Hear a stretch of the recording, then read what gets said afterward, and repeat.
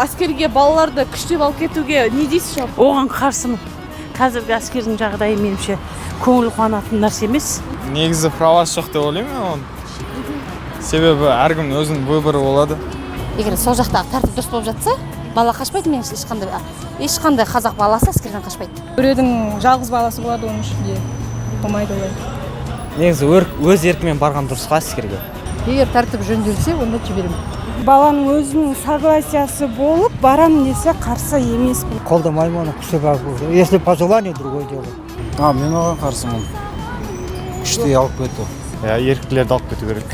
Соңғы болып жатқан оқиғаларға байланысты соның әсері деп ойлаймын. Адам, балалар өліп, қаза болып кетіп жатыр, соның әсері.